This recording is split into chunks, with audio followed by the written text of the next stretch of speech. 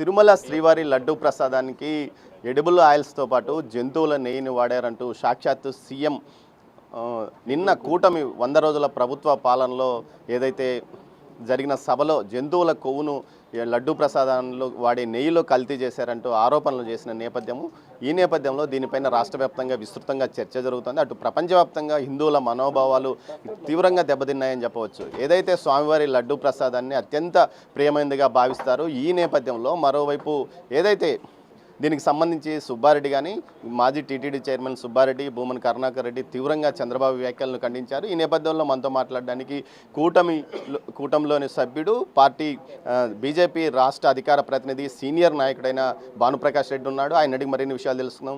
ఈ విధంగా చంద్రబాబు నాయుడు మాట్లాడడము భక్తుల్లో ఎక్కడో ఏదైనా బాధ కలిగిస్తుంది. మరోవైపు ఇది జరిగిందంటారా? బాధ ఎందుకండి? జరిగినటువంటి సంఘటనల వాస్తవాలని శ్రీవారి భక్తుల ముందు ఒక రాష్ట్ర ముఖ్యమంత్రిగా, బాధ్యత కలిగిన ముఖ్యమంత్రిగా, వెంకటేశ్వర స్వామి భక్తుడిగా వారు పెట్టారు. గత 5 సంవత్సరాలు 2019 నుంచి 24 వరకు టీటీడీని ఒక రాజకీయ పునరావాస కేంద్రంగా, టీటీడీని ఒక ధార్మిక క్షేత్రంగా కాకుండా ధనార్జన క్షేత్రంగా మార్చినటువంటి వారా ఈరోజు మా గురించి వాస్తవాలు బయటపెడితే మా మీద ఎగురుతున్నారు. మీరు ఎగిరారు కాబట్టి ప్రజల ఆగ్రహంతో పాటు భగవంతుడి ఆగ్రహం వల్ల 151 స్థానాల నుంచి 11 స్థానాలకు పడిపోయారు. మీరే మా రోజు నుంచి మాట్లాడేది. ఆ రోజు సప్లై అయినటువంటి నెయ్యిలో నాణ్యత లేదని చెప్పి మేము భావిస్తున్నాం. మా దగ్గర ఆధారాలు ఉన్నాయి, పూర్తి ఆధారాలతోనే మేము మాట్లాడుతున్నాం. కమిషన్లకి కకృతి పడి స్వామివారికి సరఫరా చేస్తున్నటువంటి సరుకుల్లో కూడా మీరు కమిషన్లు తీసుకున్నారు. ఏ స్థాయి వ్యక్తులు కమిషన్లు తీసుకుంటారు? కింది స్థాయి ఉద్యోగులా, లేకపోతే పైన పాలక మండలా, లేకపోతే అధికారుల ఉన్నతాధికారులు? పూర్తిగా టీటీడీ చైర్మన్ స్థాయి వ్యక్తి దీంట్లో కమిషన్లు తీసుకున్నారని చెప్పి శ్రీవారి భక్తులు చెప్తున్నారు. 10 నుంచి 15% కమిషన్లు తీసుకున్నారని చెప్పి అందరూ తిరుపతి ప్రజలు కూడా భావిస్తున్నారు. కాబట్టి దీని మీద విచారణ జరుగుతోంది. ఎవరెవరి దగ్గర ఎంతెంత తీసుకున్నారు పూర్తి వివరాలతో రాబో రోజుల్లో మా ఎన్డీఏ కూటమి భక్తుల ముందు, ప్రజల ముందు మేము పెట్టబోతున్నాం. దీన్ని తిరుమలని రాజకీయంగా వాడుకోవాల్సిన అవసరం మాకు లేదండి. ఇప్పటికే రాష్ట్ర ప్రజలు 164 స్థానాలు మాకు ఇచ్చారు. ఎన్నికలు 100 రోజులైంది. ఇంకా 4 సంవత్సరాలు 7 నెలలు ఉంది. మేము గత ప్రభుత్వం చేసిన తప్పుల్ని ప్రజల ముందు పెడుతున్నాం. నిన్న 100 రోజులు పూర్తయిన కారణంగా ఎన్డీఏ సమావేశంలో ఆందోళనతో, ఆవేదనతో ఒక వెంకటేశ్వర స్వామి భక్తుడిగా తిరుమలలో జరిగినటువంటి అన్యాయాన్ని చంద్రబాబు నాయుడు గారు ప్రజల ముందు పెట్టారు.